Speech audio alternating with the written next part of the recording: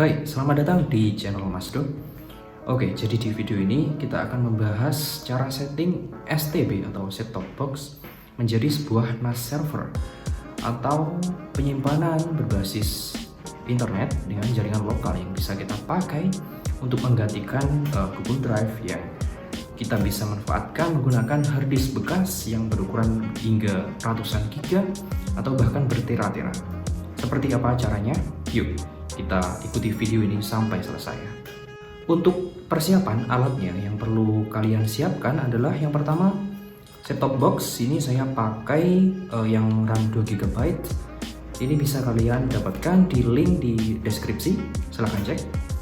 Kemudian memory card ya, yang original. Ini saya pakai merek Robot yang saya sarankan minimal berukuran 4 GB. Atau untuk lebih besar misalkan 8 GB, kemudian 16 GB ataupun yang di atasnya juga bebas, terserah. Tapi saya sarankan yang original yang minimal berukuran 4 GB. Untuk kelasnya bisa pakai kelas 6 ataupun kelas 10 bahkan lebih baik. Tapi untuk opsional aja sih, yang segini pun sudah sangat-sangat mencukupi. Untuk selanjutnya kalian bisa pakai kabelan ya, kabelan untuk menghubungkan STB ini ke router kalian di rumah, atau bisa juga dihubungkan ke PC ataupun laptop kalian.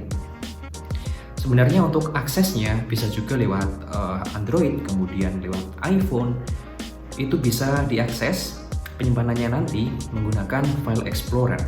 Seperti apa caranya? Jangan skip video ini, mari kita bahas tuntas, lanjut ke tutorialnya, yuk. Oke, untuk langkah pertama yang kalian perlu lakukan adalah siapkan STB yang sudah di root, kemudian sudah di unlock. Ini sudah terpasang firmware ROG. Kemudian masukkan memory cardnya ke dalam STB ini dengan menghadap ke atas ya, seperti ini. Ini dipasang seperti ini.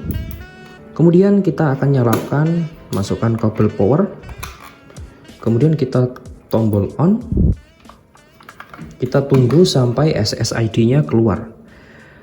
Nah, untuk di video ini saya akan koneksikan cara settingnya menggunakan kabelan yang langsung terhubung ke PC ataupun laptop. Oke, selanjutnya di sini untuk memastikan saya menggunakan WiFi. Nah, untuk secara defaultnya WiFi ini bernama Helmi WRT karena saya pakai firmware-nya Bang Helmi. Terima kasih Bang Helmi. Untuk link firmware-nya saya sertakan di deskripsi jika kalian minat untuk setting sendiri.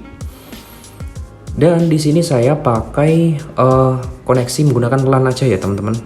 Di sini saya akan matikan WiFi-nya. Di sini sudah terkonek STB tadi via kabelan.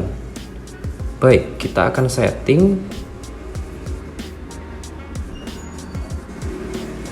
Untuk IP-nya 192.168.1.1. Kita akan tunggu seperti ini, loading halaman awal ya. Untuk username-nya adalah root, dan untuk passwordnya ini, untuk edisi ini adalah HUTRI77. Untuk di toko saya nanti sudah saya sertakan passwordnya secara default ya, rata untuk semua, yakni Indonesia. Tapi untuk di firmware defaultnya ini versi Agustus seperti itu. Baik, kita lanjut lagi. Oh ya, di sini perlu kalian pastikan untuk selalu ini ya, sinkron jamnya ke sistem, kemudian sinkron with browser agar jamnya sesuai. Dan yang paling penting adalah kita colokkan harddisknya ke STB menggunakan kabel converter SATA to USB-A.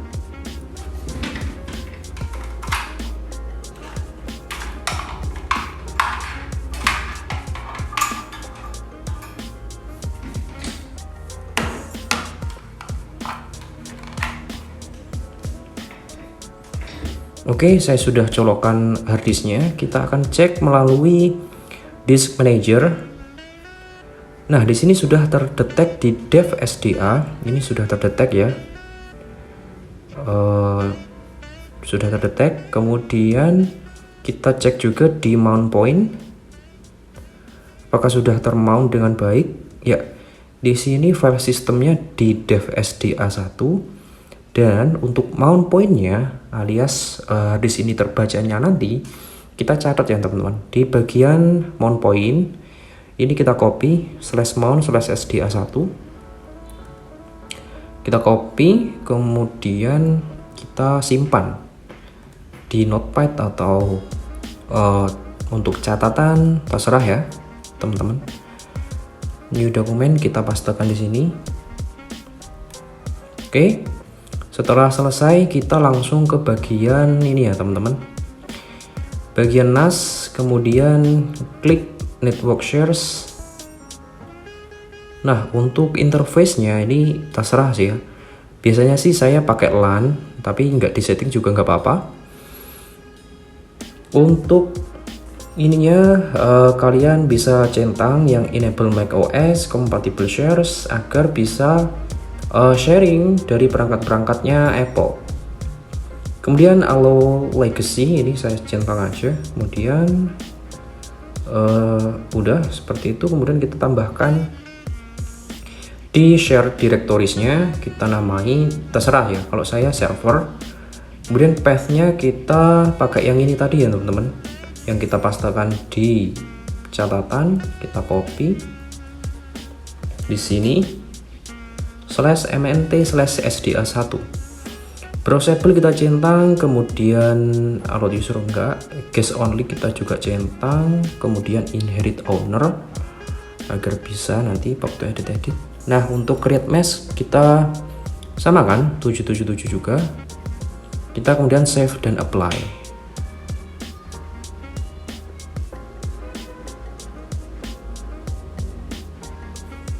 Nah, kita langsung ke Tiny File Manager. Kita cek ya, pertama di folder MNT, kemudian SDA1. Ini sudah terbaca ya, isi harddisknya sudah terbaca. Selanjutnya kita kembali ke bagian www. Kemudian kita new item buat folder bernama server, create now. Ini sudah terbuat. Sebenarnya nggak dibuat juga apa-apa, tapi ya untuk mengantisipasi aja kalau ada error. Nah, ini sudah terhubung ya, sudah terbaca juga disknya. Kemudian kita bisa ceknya di mana? Ceknya kita lewat File Explorer atau Finder. Kemudian di bagian locations di sini ada network, kita klik. Kemudian ada Helm URT. Dan ini folder yang kita buat ya teman-teman, folder yang kita buat tadi. Untuk perlu catatannya adalah harddisknya pastikan juga dinamai sama ya. Ini saya namai server, makanya saya buat folder tadi bernama server. Kita klik. Nah, ini sudah terbaca dengan baik sekali. Bisa kalian lihat di sini juga sudah lengkap semuanya. Ada anime, ini juga sudah terbaca. Kalau kalian mau buka juga sangat-sangat bisa. Di iPhone, di Android juga bisa. Saya akan buat video terpisahnya cara aksesnya melalui HP Android maupun iPhone. Ini saya contohkan, kalian bisa buka ya. Untuk file-filenya di dalamnya sangat lancar sekali, sama seperti kayak Google Drive. Dan kalian enaknya adalah tidak perlu bayar per bulan ya, alias gratis menggunakan harddisk bekas kalian. Oke.